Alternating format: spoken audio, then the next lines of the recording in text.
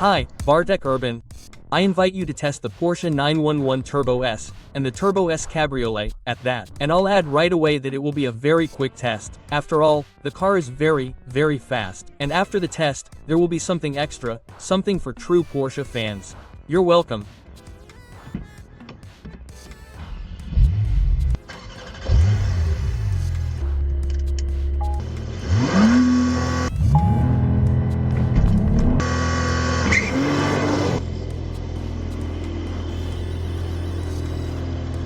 As I said, the 911 Turbo S Cabriolet is a blazing fast car, and behind the incredibly cool opening hatch, you'll find a 3.8-liter 6-cylinder boxer engine with 2 turbochargers that generate 650 horsepower and a whopping 800 Nm. The listed time to 100 km per hour is 2.8 seconds, and my result is 2.6 seconds.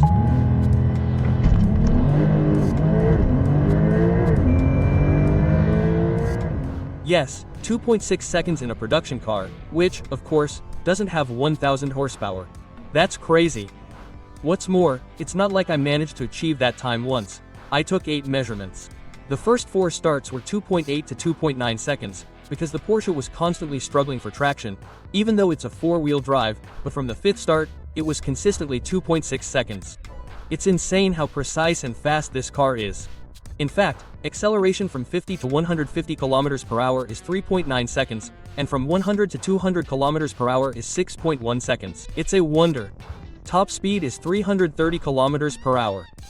330 km per hour in the convertible. Truly a wonder, because the feeling you get when accelerating in this car is indescribable. The gearbox is an 8-speed dual-clutch PDK, which shifts so quickly that it's almost impossible to go any faster. And in Sport and Sport Plus modes, there's practically no lag. It's a beautiful thing.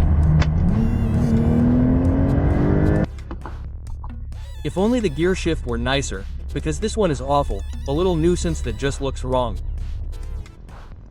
The stripes that run across the hood and roof also look bad, but thankfully, they're an option. A full red piglet would look much better.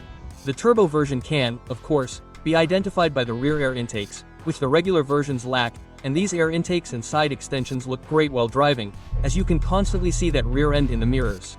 Additionally, the turbo has active aerodynamics, which can be activated with a button or deployed automatically in Sport and Sport Plus modes, and of course, at higher speeds. And interestingly, it's not just the extendable rear spoiler. An additional spoiler also opens up in the front under the bumper. Not bad, huh? A little fold-out plow.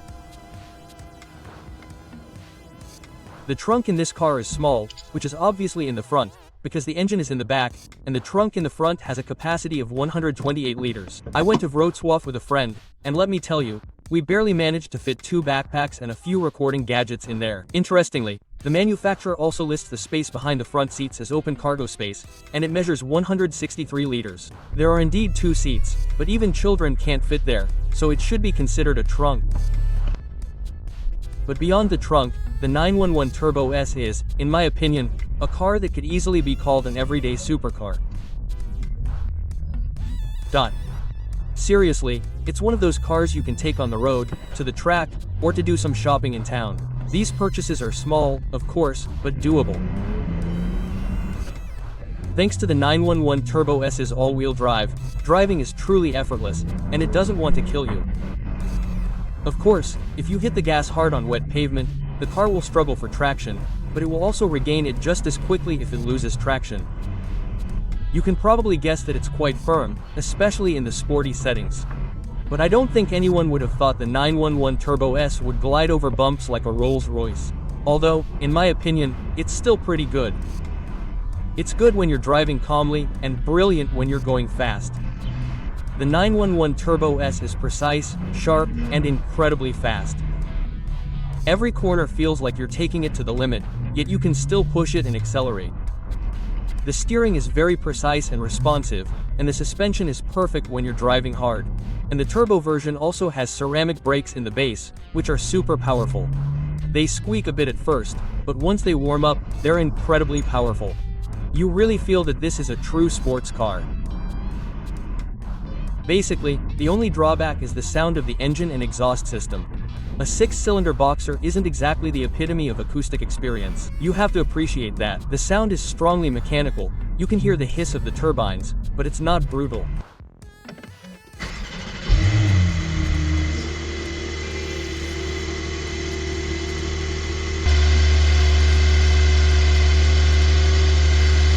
On the other hand, it's also a strength. The car doesn't tire you out, it just sounds mechanical. Especially in the convertible. Everything sounds even better, although I'd prefer the coupe version. Firstly, the coupe is 1 second faster from 0 to 100 kilometers per hour, and secondly, Poland isn't exactly the climate for convertibles. There aren't many days when you can drive with the roof down, because if it's really hot, like 30 degrees Celsius, believe me, it's better to close the roof or you'll burn your head off. Speaking of fuel consumption, for a 650 horsepower car, it's really fuel efficient. In the city, and in heavy traffic, I used around 15 liters, while on the highway at 120 kilometers per hour, I used about 8 liters, and at 140 kilometers per hour, I didn't exceed 10 liters. The fuel tank holds 67 liters. It's time for a price list. Currently, the price list doesn't include the Turbo or Turbo S versions, as the 911 is getting a minor refresh, but I have a price list from before the refresh. Before the refresh, the 911 Turbo Cabriolet had a base price of 1,315,000 Polish zlotys, requiring a 66,000 Polish zlotys premium over the QA. Furthermore, my example had a few extras you see on screen, so its price rose to 1,434,000 Polish zlotys.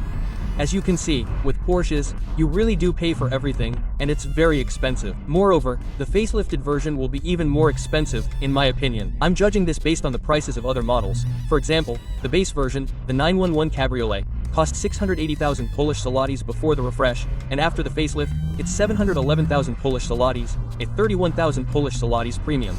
As I said, it's very expensive, but you get what you pay for. You can tell a Porsche is a Porsche, although, in my opinion, the tested 911 Turbo S Cabriolet doesn't look like it cost 1,400,000 Polish zlotys. But judging by the streets and the number of these cars already on Polish roads, price isn't an issue. As I said earlier, the 911 Turbo Cabriolet, like the coupe, is an everyday supercar, meaning a supercar you can easily drive every day. It's an amazing car, but you'll see the truly amazing cars in a moment. I drove the 911 Turbo S to Wrocław for an event called Lufthult. Luftgel. Luftgeho. Luftgeckel. By the way, you can now see fuel consumption of 10 liters per hour, and the route was, as usual, rough, as the Warsaw-Lodz highway is one of the worst stretches in Poland. Well, after a little over 3 hours, I managed to reach Poznan, and then I found myself at Świebodzki station, a beautiful, now disused train station. There, the name Luft literally means air-cooled, which actually reveals a lot about this event, as it's exclusively for Porsches, and only for air-cooled Porsches, the so-called windmills. The man in the cap, Patrick L., is the mastermind behind all this fuss. He's a brilliant racing driver who, among other things, won the Lemon Race twice. As a huge fan of older Porsches, Patrick suffered from a lack of events dedicated to geeks like himself, so he decided to create one himself. And so, in 2014, the first Luft was born, held in California, USA, Patrick's hometown. The event proved to be such a huge hit that subsequent editions are also held in Europe, and this year, Wrocław was the chosen city. As you can see, it was a blast. Oh, it was a blast. Immediately after parking, I came across a slew of new Porsches, so I quickly ignored them because there was a Yellowbird in the distance. A Yellowbird, or rather, the Roof 911 Center Yellowbird. The fastest car in the world from 1987, built primarily to beat the Ferrari F40. Top speed, 339 kilometers per hour. And interestingly, the Yellowbird took the title of fastest car in the world from another Porsche, the Porsche 959. The 959 was at the event. In fact, there were even 2 of them. Needless to say, it was incredibly impressive, especially the white one. Besides, the Yellowbird wasn't the only car Roof touched. There was also another 911 modified by the German brand. Also at the event was a beautiful Porsche 356 from 1953, the oldest Porsche in Poland. Interestingly, this 911 is the first ever 911S, which, among other things, appeared in the commercial you're now seeing on your phone screen. This one is number 1, and this 911 was also driven by, among others, the King of Sweden. What's more, the same owner of this 911 brought this Formula V to the rally, a racing series based primarily on the Volkswagen Beetle. This exact example is from '67 and bears number 238. And there were fewer than 300 of them in all. This little car weighs 340 kilograms and produces 110 horsepower, so its performance was truly outstanding. And speaking of Volkswagens, this one also belongs to the same owner and was reportedly found in a shed in Poland, where the car had been sleeping for a dozen years, untouched. Afterwards, the owner changed the oil and a few minor repairs, and the car started right up. And inside, as you can see, the car hides quite a few treasures. Speaking of treasures, check this out. The 1972 917, with 1,000 horsepower and a top speed of 360 km per hour, was built solely to beat McLarens in the Can-Am races, the North American Canadian-American Challenge Cup.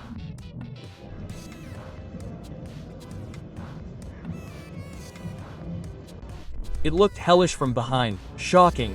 Right next to it was the 935, a slightly more civilized model, boasting a roof, a mere 590 horsepower, and a top speed of 300 to 400 km per hour. There were many variations of the 935, but it's worth noting that the 935 won, among other things, the Tesla Lemon and the 24 Hours of Nürburgring. And while we're on the subject of racing, let's change the subject. There was also a 1978 911 Safari, which competed in the Safari Rally. The 911 took 2nd and 4th place, and we look back fondly at 6th place and Sobiesław Zasada and Błażej Krupa.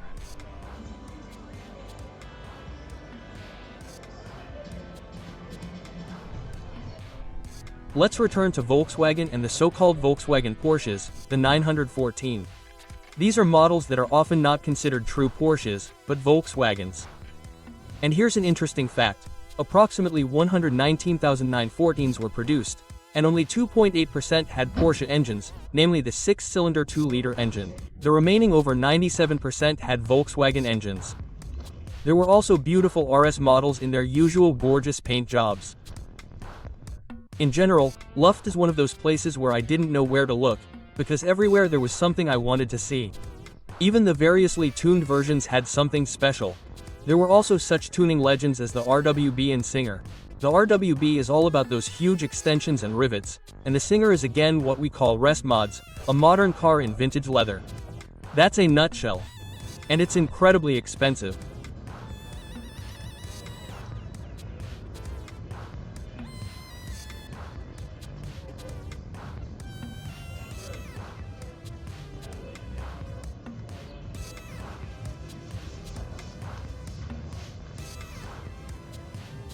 An interesting touch, or rather a happening, or as they call it these days, was the old turbocharger, which could be polished with sandpaper. Of course, I didn't deny myself the pleasure.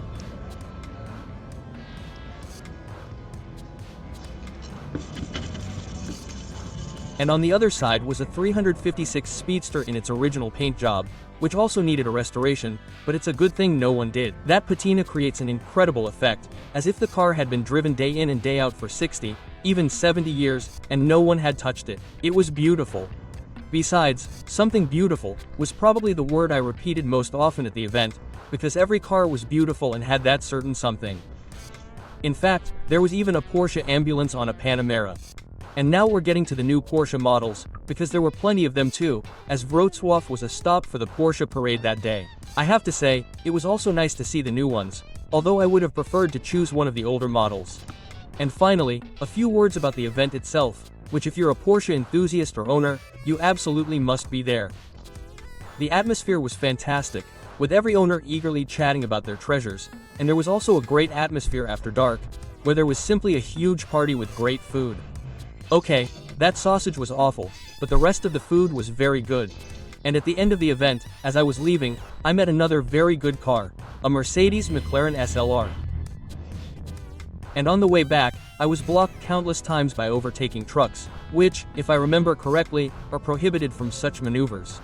But what can you do? At least thanks to them, I could enjoy the acceleration of the 911 Turbo S more. And as I said, it's wonderful. Hi.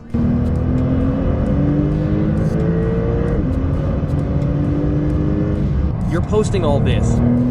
I thought it was just tests.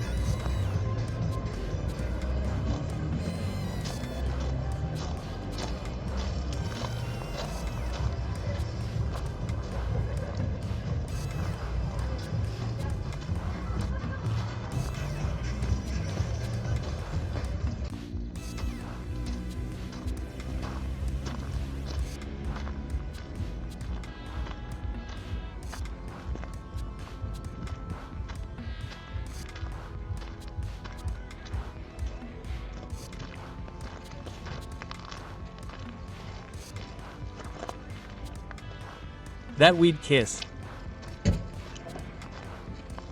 That's what mom.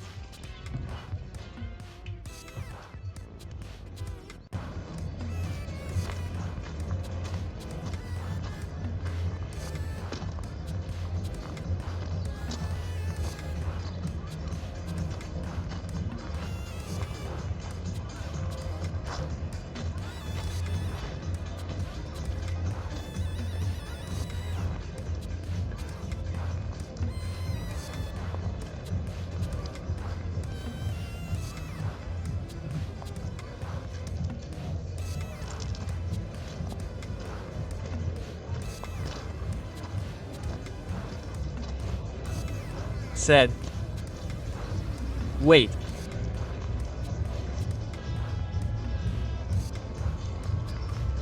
Please, please.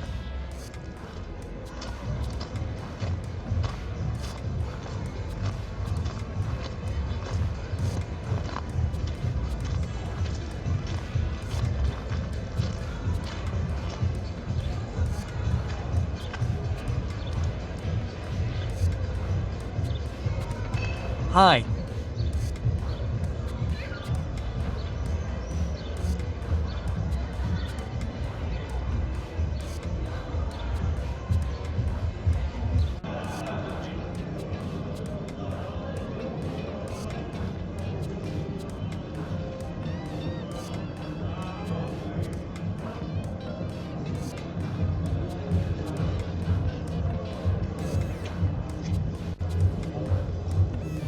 Done.